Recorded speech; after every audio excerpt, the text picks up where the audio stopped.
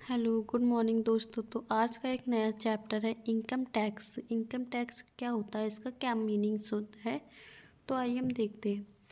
आय पर लगने जाने वाला जो कर होता है वो आयकर होता है। यह एक प्रत्यक्ष कर होता है। यह केंद्र सरकार द्वारा व्यक्तियों के ऊपर लगाया जाता है, गत वर्ष में लगाया जाता है। कमाई हुई आय पर कर निर्धारण होता है। यह जो कर होता है वो केंद्र सरकार के द्वारा व्यक्तियों पर लगाया जाता है तथा यह एक प्रत्यक्ष कर होता है, डायरेक्ट टैक्स होता है। इसकी विशेषताएं क्या है, इम्पोर्टेंस क्या है, देखते हैं। केंद्रीय कर, आयकर की जितनी भी कर दरें पर निर्धारण की जाती है वह केंद्र सरकार द्वारा की जाती हैं। भले ही आयकर के प्राप्त बंटवारा राज्य और केंद्र दोनों में होता है, लेकिन नियम या कानून बनाने की बात होती है तो वह केंद्र सरकार ही करता है। इसलिए इसे केंद्रीय सरकार कहते हैं। मतलब इसकी मीनिंग्स क्या है कि जिसके ऊपर जितने भी नियम लागू होंगे वह केंद्र सरकार द्वारा ही लिए जाएंगे, लेकिन इसका हक केंद्र और राज्य दोनों सरकार में होते हैं। लेकिन इसका केंद्र सरकार और राज्य सरकार दोनों का इस पर पूर्ण अधिकार होता है, लेकिन जो इसके नियम होते हैं वो केंद्र सरकार द्वारा ही लिया जाता है। नेक्स्ट है टॉपिक प्रत्यक्ष कर, डायरेक्ट टैक्स। आयकर एक प्रत्यक्ष कर है। ऐसा कर जिस व्यक्ति पर लगाया जाता है वही व्यक्ति इसका भुगतान करता है। प्रत्यक्ष कर क्या होता है, मतलब जिस व्यक्ति पर इसका कर, अगर जैसे कि एक व्यक्ति जिसका रामफल है, ठीक है, अगर उसके ऊपर टैक्स लगाया गया है तो वह टैक्स वही व्यक्ति देगा। अदर किसी के ऊपर भी इसका टैक्स नहीं भारूप किया जाएगा कि अगर ये टैक्स मेरा है तो इसका भुगतान किसी दूसरे को करना पड़ेगा, नहीं। डायरेक्ट टैक्स में ये होता है अगर जिस व्यक्ति पर कर लगाया जाता है वही व्यक्ति उसका भुगतान करता है, पेबल करता है। नेक्स्ट है करमुक्त सीमा। करमुक्त सीमा क्या होती है, मतलब एक ऐसी है जिस पे कर नहीं लगाया जाता। करमुक्त सीमा एक ऐसी कर होती है जिस पे कोई भी कर नहीं लगाया जाता है। आयकर अधिनियम में इनकम की करमुक्त सीमा रखी गई है। कर मुक्त आय का आशय उन आयों से है जिन आयों पर कर नहीं लगता, अर्थात उन आयों से पूर्णतः छूट होता है। मतलब उन व्यक्तियों पे कर नहीं लगता है, उसे पूर्ण रूप से छूट मिलती है। आयकर की गणना को समय कर मुक्त आयों को कुल आयों में सम्मिलित नहीं किया जाता है।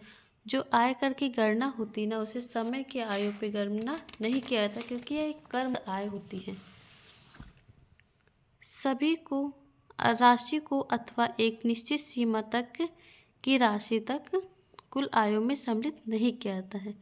जो हमारे 60 वर्ष के जैसे व्यक्ति होते हैं तो उनके ऊपर 2.5 लाख की कर का छूट होता है, और जो 60+ होते हैं, मतलब 60 से जो प्लस होते हैं, एबव होते हैं, उन पे 3 लाख की कर मुक्त होती है, और जो 80 के एबव होते हैं उनमें 5 लाख की कर मुक्त कर रखी गई है। 1961 में यह कर लागू किया गया था, आयकर अधिनियम। कर योग्य क्या है, टैक्सेबल, जिस पर कर्मचारी को कर चुकाना पड़ता है। मतलब जो कर्मचारी होते हैं, जो वर्कर होते हैं, उनको ये टैक्स चुकाना पड़ता है। एक वेतनभोगी जो एक सैलरी लेता है व्यक्ति है, कर्मचारी को अपने नियोक्ता को से नकद प्राप्तियों के अतिरिक्त जो भी सुविधाएं का वेतन के लिए स्थान पर लाभ प्राप्ति होती है। मतलब जो हमारा पेबल होता है, जो कर्मचारी होता है, उसे सैलरी के साथ साथ जो भी लाभ प्राप्त होता है, जैसे बोनस हो गया है, प्रॉफिट मिलता है, या फिर उनमें जो उनके कर्मचारियों के अधिकार में जो भी प्रॉफिट होता है सैलरी को छोड़ के, तो उनको इस पे टैक्स भी चुकाना पड़ता है। के स्थान पर लाभ प्राप्त होते हैं उन्हें कर योग्य वेतन गणना के करते समय ध्यान में रखा जाता है, जो निम्न है। देखते हैं पहला कौन सा है, सकल वेतन की गणना। दूसरा है सकल वेतन में से कटौती घटाना, कर योग्य की वेतन की गणना।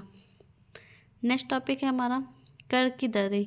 अभी मैंने आपको बताया था जो 60 के व्यक्ति होंगे उन्हें 2.5 लाख पे 5% की छूट होगी।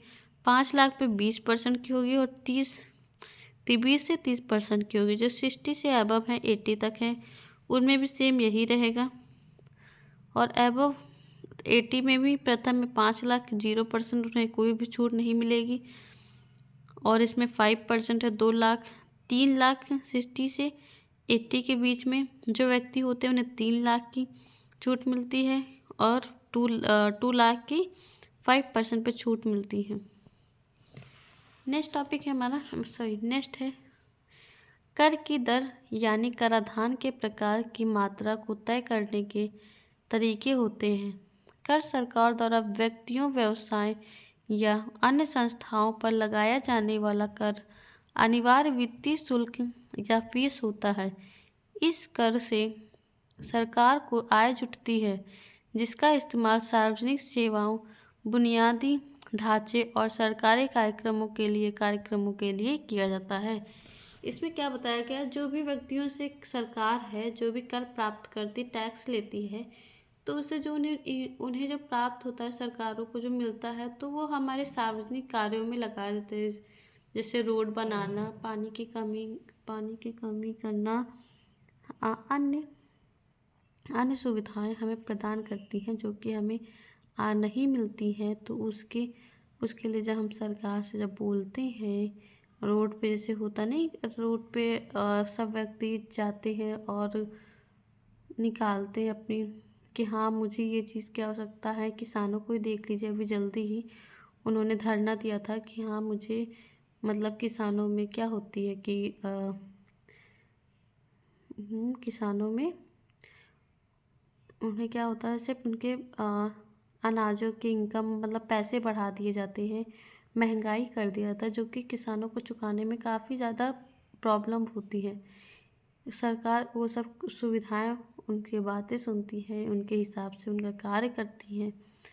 तो जो भी हमारे टैक्स जो सरकार प्राप्त करती है, तो वो हमारे सुविधाओं के लिए फिर से वापस लगा दी जाती है। नेक्स्ट है हमारा स्वास्थ्य एवं शिक्षा उपकरण। स्वास्थ्य एवं शिक्षा में 4% दर की हर व्यक्ति को एजुकेशन देना होता है। मतलब इस पे भी कर लगता है, 4% कर स्वास्थ्य शिक्षा पर भी लगाया जाता है। नेक्स्ट है हमारा प्रगतिशील कर की दरें। इनकम टैक्स की जो दर है वह प्रगतिशील रखी गई है। जो कम इनकम कमाता है उसे कम टैक्स देना पड़ता है, तथा जो अधिक इनकम कमाता है उसे अधिक टैक्स देना पड़ता है।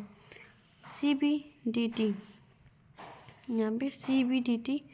फिर नेक्स्ट है हमारा धनी व्यक्ति पर अधिक भार। जो धनी व्यक्ति होते हैं उनसे सरकारें ज़्यादा टैक्स लेती हैं। आयकर का प्रशासन होता है। प्रत्यक्ष करों का केंद्रीय बोर्ड बनाया गया है, जो कि पूरा कंट्रोल CBDT के सेंट्रल बोर्ड ऑफ डायरेक्टर्स के हाथों में होता है। पूरा प्रशासन यही देखता है। तो दोस्तों, अगर आपको ये वीडियो अच्छी लगी हो तो please like, comment and share करिएगा। Thank you guys.